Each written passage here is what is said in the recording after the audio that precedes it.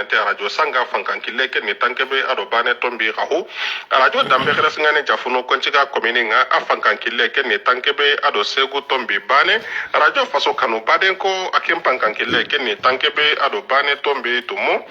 radio khanu ye siringo afankankille ke ni keme ado sikotombi nagato radio fm je gore afankankille ke ni keme ado filo tombi hillo radio majaji Paris France ado États-Unis d'Amérique okunyinde nga kati radio majaji kolenyangano nga Paris France ado États-Unis d'Amérique radio lala mahna mbogo farambone afankankille ke ni keme ado nagato tombi bane mare mun sonin ko gade khibaru bani kita jamane nogondi ado jamane palle warni dangiti titrununga owa kono owa ilene sagene kadi nako nanti elmane srekli kantono nakati hakli tagombela kunga kenga yelimane kota sugadi anga hokurumba mundu muku yelimane srekli tage nogonga kenjabudanga warni journal injo patinonga atakende beganya dingira bega kheli nanti gumbogo jabanka hore bega nonga yo pandino manati terroriste no kunkeno soronga ken nakane di ora kengarni kinyekenga na famille kulle kina kay gumbogo gunenga atakende beg. Voilà, mbalma Facebook jama awnisu amba fo bela jelema ko anya sebe anko iriza depuis elmane iriza debe iriza re debe donc kabo kana Facebook s'en fait pour que moka do ka fo mimbe yelmane ni wakati na anga ni anga journali maraga kande abena journali kala be kala me ametla kana iriza mimbe ametla kana onyefo mogo nyana iriza nye kafla de wala ka don o ye iriza re de iriza mimbe jamana yere be mi nga kolokolo yere kono no e terrorisme ye o iriza be iriza flana e mi nye préfet kura min tagara yelman cercle no e madikama jawara donc abeka mogo mine ko datu kasola empokola abeka campagne ke kanga mogo nini ka yelman ka nini ko buruja ko bo u dambela kanani stabilisation et déstabilisation yere yelman cercle kono ambena se uma bela jelenga Claude Daile ambena journalin karafolo ko lameko kanyano nga alahadi ke kota gumbugo akendo magana do menaga o wara kengarne kinye kenga mare mu sonin ko harsa o wa titirinundi na bana be so to agula de nanti préfet kurumba be kenga yelmane srekli koni madikama njawara higatina danga madi jawara adi meni gollinda be de beri ora kengarne kinye kenga préfet kurumba be akenga yelmane higada ken no me marsin kason tampilendo sikonga kuluba ime ora kengarna kinya kenga na fana kona kada serebe geni medikama njawara akengu yini kam pakhay mogedo honno kona kada kusuko humantondi hasa wa titreno nogonga naga to agula di nanti lenki talata ke kenya na sine colonel Assimi Goïta kenge di fankango to sine nogondi ageriya ga kurumba do giya kurumba bero mali kenta sere suda sankondi ora kengar ni kinye kenga colonel Assimi Goïta akenna fankango to ado sana ga ageri ke wesrondi ado mali drontenga mogobe mali di tagalen jamanu nga ado jama palle mo ga to agulo kusuko humantondi bana mesu to agula di nanti kite ke nyomi kate Ibrahim Boubacar Keita president kase ibeka akenti ntale mo hilia nanti kundi tanakate ado miliar nu karagi yo idike nyiga kengeni mali huruban kalisinga kempale warne sehe France kama naka to aguradi nanti France yo ikundunge na chiki tongo nga hoga dingira be ko sasa ke bari burkinende ado gara kongenga internet kama France me boko immunitaire nga nanti kendi kundi Kenya duda golli laqi ora kengarni kinye kenjo ko humantenga ko daga na khayi naka to aguladi nanti koma nga nkisima komen nga mimpa ba komen nga kawanyana komei yo nanti kunni golli laqi hinkawa ira kenan joko hoga kota be ko lenki ora kengarni kinye kunga khayi erezo nogo nga sorobe no golli laqenga jonko ini katti hadamare ma kumpa kuntangandenga kungeni conseil national droit de l'homme kunde trende de beri yo nan daga khayi na mengale de beri kun kamma ora kengarni kinye kenga mo sri mara mo sonin ko harsa o wati treno nogo nga na bana be su to aguladi nanti hakle ta gombela kunga bamako ime nogo nga ora kengarni kinye kenga kere ta bo hippodrome ora kengarni kinye kunju ko mantenga harsa o wati treno nde daga to aguladi nanti sanction ko te gore be kinga mali jamanen kamma alla gana juin kaso na katon ko ikenga gemme sibitinga ankawa iga wutu na bogu mali kamma ma ora khengar ne kinya kenga na famiya kulle kina kai khibaru nogongo ke pale ona daga Afghanistan na ga to la di nanti Afghanistan talibanu kulli halle fantanu na gati madingira no kragi wakka manangire dan kanu suronga marhagumu ado bandino kuni golli la koy kuka gobo mogosri ilmane tagu nogon ne khere tagu ikidime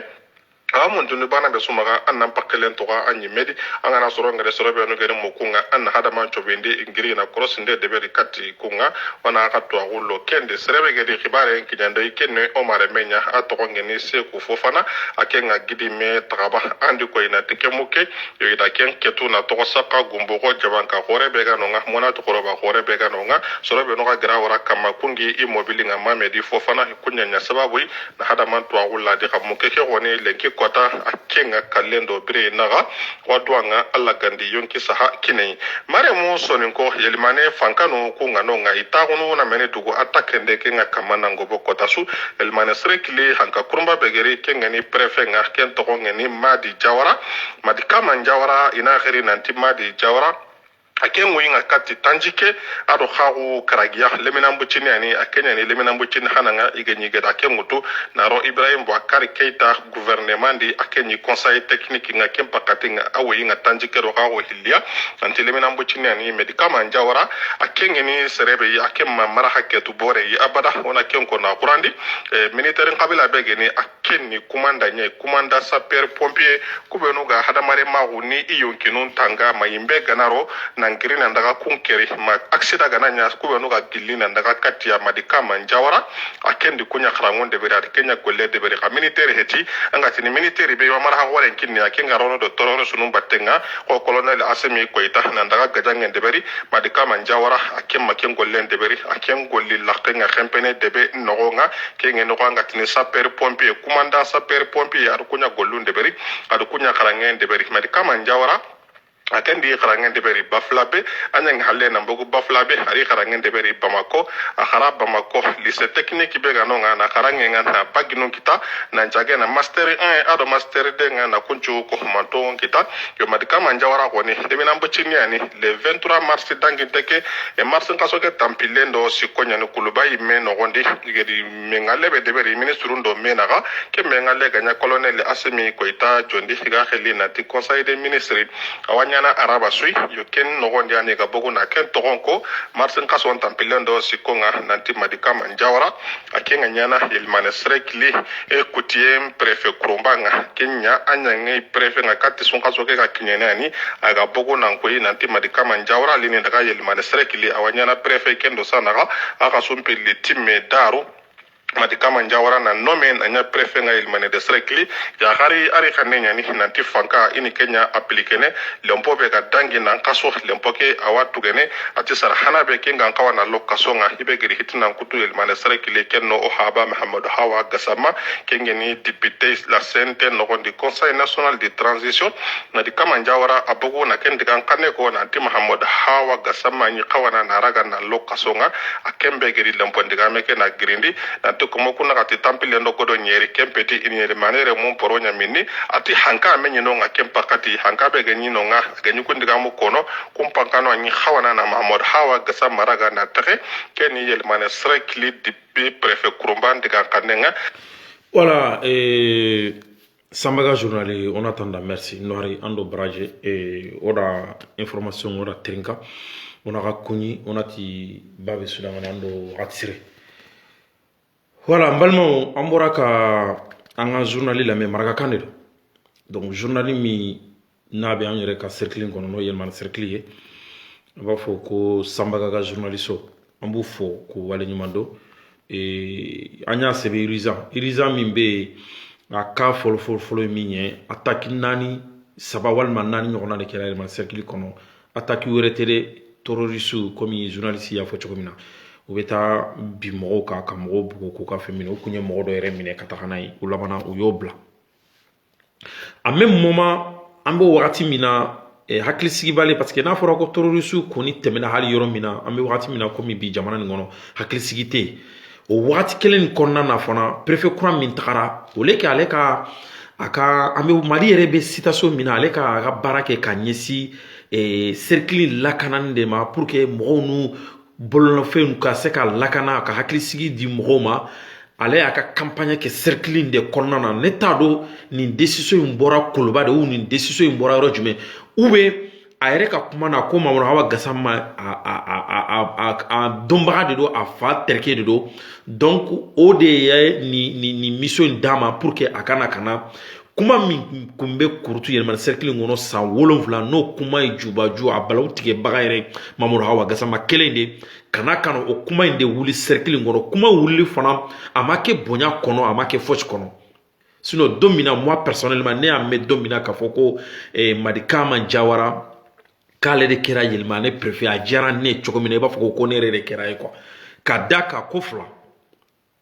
fila a fɔlɔfɔlɔ a fa tun b'an bolo Faransi yan nɔ mɔgɔw bɛ kumana n'a ye a balima dɔw bɛ yen an b'olu dɔw dɔn et puis fana a bɛ kumakan min na o ye marakakan ye a bɛ taa mɔgɔ minnu sɛgɛrɛ o dɔw tɛ bamanankan mɛn yɛrɛ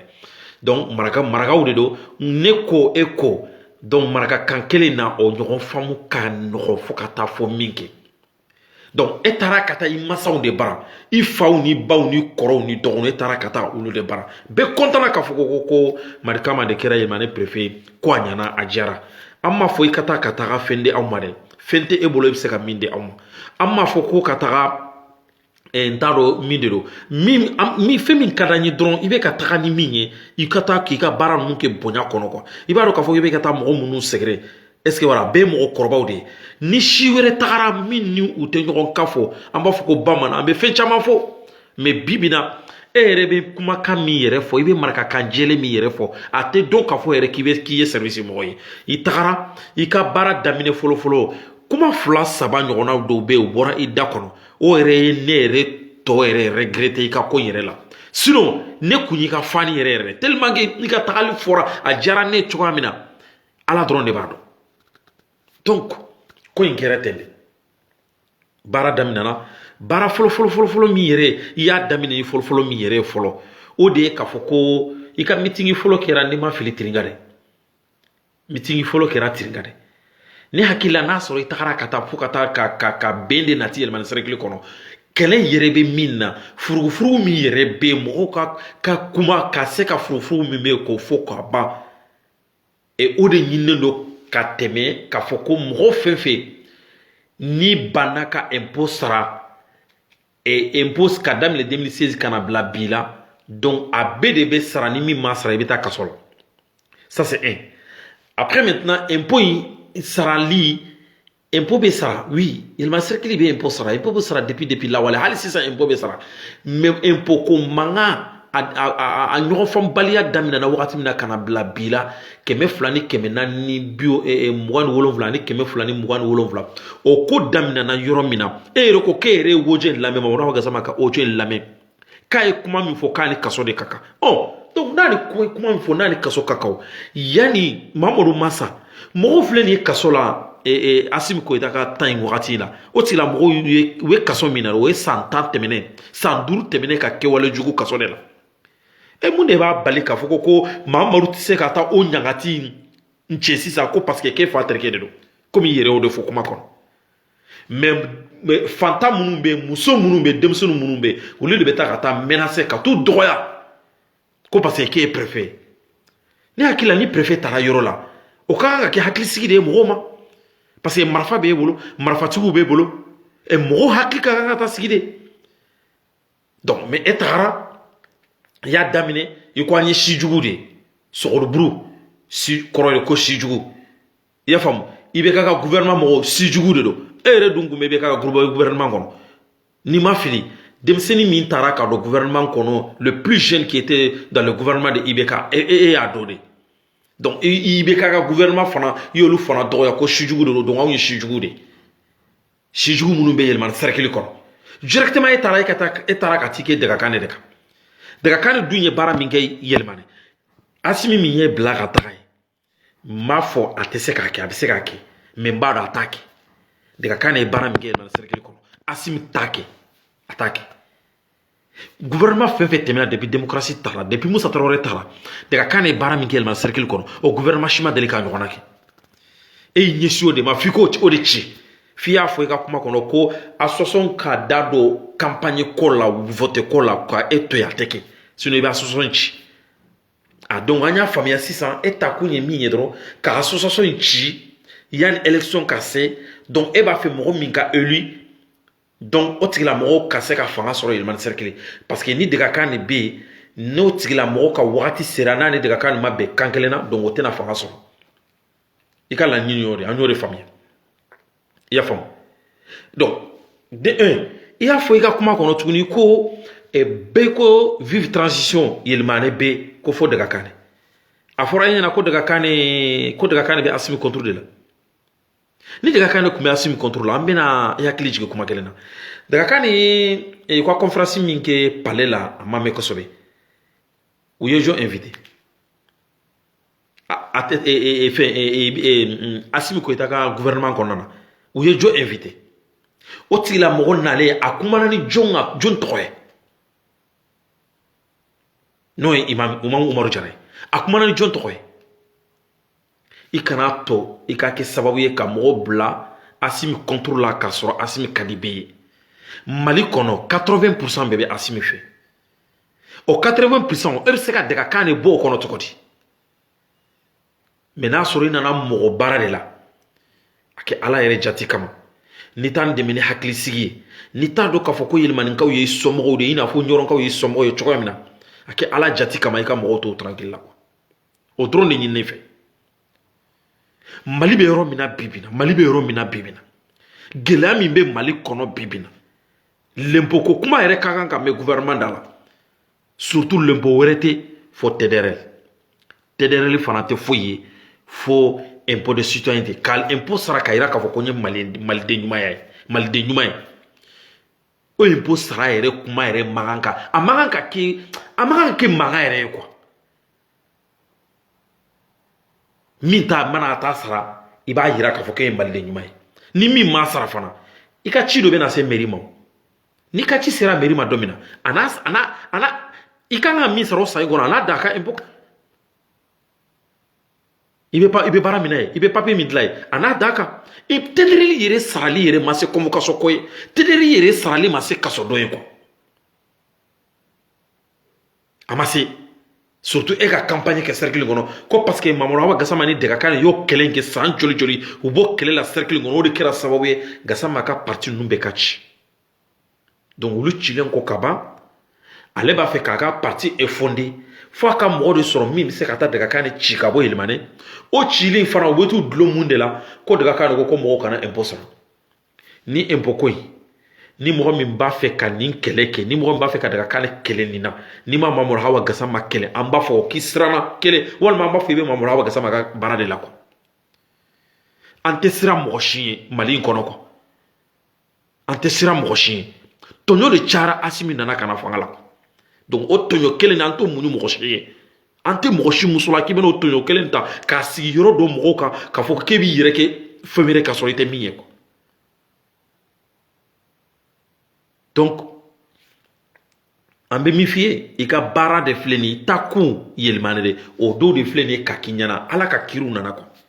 i ta kun yɛlɛmani de o dɔw de filɛ nin ye ka kɛ i yɛrɛ ɲɛna i ta wagati yɛrɛ c'est le même moment k'i bɛ ka campagne kɛ ko ni mɔgɔ min ma impôt sara 2016 ni sisan n'a juru bɛ mɔgɔ fɛn fɛn la i bɛ taa kaso de la au même moment attaque naani kɛra yɛlɛmani cercle kɔnɔ terroriste fɛ ne hakili la o de kan ka k'i ka baara ye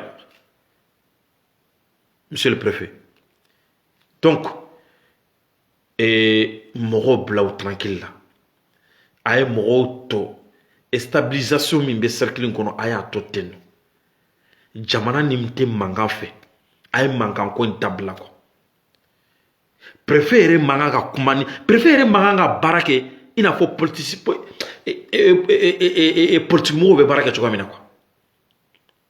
depuis e taara cercle kɔnɔ dɔrɔn e ɲɛsin association kelen de ma i ye parti pris yɛrɛ de kɛ direct hali m'a dogo wa ni association in n de bɛ ji di yɛlɛmane fantanw ma dugu minnu ni ji tɛ n b'a f'i ɲɛna ni association in n de bɛ seginbagatɔw ɲɛ ci cɛ ni cercle kɔnɔ ni association in sira minnu n'u tiɲɛnen don gouvernement yɛrɛ t'a dɔn k'a fɔ ko sira ko gɛlɛya b'an na ni association de b'olu bɛɛ kɛ ni association in n de bɛ dɔgɔtɔrɔsow jɔ cercle kɔnɔ pour que muso ka bɔ dugu ni dugu tagama la ka bɔ dugu dɔ la ka taa dugu dɔ la dɔgɔtɔrɔkɔ la ni association de b'o baara kɛ i y'a faamuya ne hakili la gouvernement ka kan ka baara min kɛ fɔlɔ yan'a ka juru ja mɔgɔw kan na k'u ka nin sara jagoya o y'a k'a ka devoir kɛ a ka jamanadenw ye fɔlɔ quoi hali ni gouvernement bɛ baara la jamana nin kɔnɔ an ka yɛlɛmanigadenw an m'a ye fɔlɔ quoi donc il est le temps maintenant à quoi bonya il est le temps maintenant à mɔgɔw bonya quoi donc an bɛna bɔ kuma la an tɛna mɛn kuma la kosɛbɛ très rapidement ka yira maliyɛndenw na k'a fɔ ko Asimi ka préfet kura min bɛ yɛlɛmani cercle kɔnɔ a bɛ baara min na u ka kuma fɛ quoi a bɛ baara min na u ka kuma fɛ a k'a ka baara kɛ bonya kɔnɔ a kana mɔgɔw dɔgɔya ko impôt ko a kana mɔgɔw don kaso la ni impôt ko ye quoi a tɛ Mali sariya la i tɛ mɔgɔ si i bɛ mɔgɔ sɔrɔ Bamako san 40 n'i y'a ɲininka TDR la a tɛ TDR yɛrɛ dɔn a tɛ TDR yɛrɛ dɔn e yɛrɛ bɔra cercle min kɔnɔ n'o ye Ɲɔrɔ cercle ye yala o TDR bɛ sara nin cogo de la ba mɔgɔw de bɛ don kaso la a kama ba TDR yɛrɛ est-ce que préfet ka problème de don wa c'est le maire de kan ka équiper a ka commune na pour que a ka commune denw bɛ se k'a ka TDR sara cogo min na hali ni gɛlɛya mana yala maire de bɛ a ɲini préfet fɛ a ka sécurité d'a kan pour que a bɛ se ka taa a ka impôt kani quoi e da dɔn yɔrɔ y'a o yɔrɔ dɔrɔn de mais e da dɔn yɔrɔ tɛ k'a fɔ ko parce que ko marifa bɛ n bolo k'a fɔ ko gardiw bɛ n bolo ka wuli komi yɛrɛ ye o kuma in de fɔ i ka discours dɔ la i ko marifa kelen bɛ mɔgɔ min bolo marifa 2 de bɛ e bolo mɔgɔ bɛ se ka population sigi cogo di ka nin kuma sugu ninnu fɔ ni yɛlɛmani tɛ komi i y'a dɔn marakaw don u bɛ kungo kɔnɔ u bɛ yen nɔ jamana mako t'u bolo u bɛ bolo kɔfɛ jamana mako t'u bolo ten cogo la donc e tagara dɔrɔn i y'i ka fanga jala i y'a sama ka banbaw kunna awa an y'a condamné bi an y'a condamné sini an tɛ jɛn n'a ye quoi a to mairie bɛɛ k'a ka impôt kani cogo min na a bɛ se k'a ka impôt sɔrɔ a ka jamanadenw na cogoya min na 200 ko ni 400 ko min mankan bɛ yen n'i b'a fɛ k'o ban i bɛ taa Mahamadu kama n'an y'a ye ni Mahamadu bɛ ɲɔgɔn na bi na tribunal la walayi yɛlɛmani bɛɛ bɛ siran parce que n'i bɛ gosili kɛ gosili daminɛ sanfɛla de la n'i y'a daminɛ sanfɛla la dugumamɔgɔw bɛɛ b'a yɛrɛ tilen ka sɔrɔ hali ma s'u ma e Mahamadu to Bamako k'an ka tɛmɛ Mahamadu ka o kuma in na k'o kɛra fɛn tɛmɛnen ye fɛn tɛmɛnen maa ba 100 ko maa ba 200 bɛ balo cercle min kɔnɔ kuma min kɛra sababu ye k'olu wuli e de bɛna bagabagali kɛ yɔrɔnin kelen mɔgɔ min y'o sababu ye ko k'o ta to yen e yɛrɛ ko k'i ye audio lamɛn marakakan don k'i y'a lamɛn mais o ko ka to yen o sariya don donc Mahamadu bɛ CNT kɔnɔ a bɛ k'aw défend mais Mahamadu ta in ka to yen mais cercle denw i bɛ olu bisi de i b'u bisi k'u don kaso la ko parce que ko fanga b'i la bi a tɛ ban dɛ tu crois que fanga in tɛ ban dɛ tile kelen ko de don n b'a fɔ tile damadɔ ko de don quoi mais n bɛ min f'i ɲɛna k'a fara a kan tuguni kana fɛn dɔ ani Asimi ni ɲɔgɔn cɛ fɛn fɛn de ye denmisɛnnin ye bi na jeune bɛɛ ko vive Asimi Goïta i y'a faamuya vive Asimi Goïta bɛɛ y'o de fɔ i kana ni Asimi bila ɲɔgɔn na k'a fɔ ko bɛɛ ko vive Asimi Goïta fo de ka kan dɛ et puis a tɛ k'a fɔ komi an bɛ ka siran dɛ Asimi dɛmɛli tɛ anw ma wajibi ye an bɛ Asimi dɛmɛ de parce que a bɛ fasojɔ la Asimi nana k'anw sɔrɔ fasojɔ de la an tun bɛ fasojɔ la wagati min na Asimi tun bɛ nord de la tun bɛ kungo kɔnɔ de a bɛ marifa b'a bolo terroriste nɔfɛ o y'a sɔrɔ déjà an bɛ fasojɔ la Asimi nana an ka baara in yɛrɛ de tɔ tɛmɛ an bɛ se k'o fɔ quoi an b'a fɔ a ma ko merci mon colonel mais i bɛ ka min kɛ monsieur Jawara a dabila quoi a dabila s'il te plaît a kɛ ala yɛrɛ jati de kama i k'a dabila i ka mɔgɔ bonya u k'u to danbe la mɔgɔw to danbe la i ka kuma ninnu an tɛ se ka sunɔgɔ wa kuma ninnu an t'u yafa fewu an tɛ kuma ninnu pardonner parce que kumakan jugu ka jugu hɔrɔn ma quoi voilà donc an bɛna bɔ kuma la sini ye baara don de an b'a fɔ ma ko salam aleikum nin de kun bɛ an bolo k'a fɔ aw ɲɛna maliyɛnw awa nin ko in de bɛ yɛlɛma ni cercle bi bi n'an bɛ wagati min na komi sisan Asimi fanga a bɛ se ka kɛ a nana lafiya ye Bamako ou Mali tɔw mais yɛlɛmani tɛ han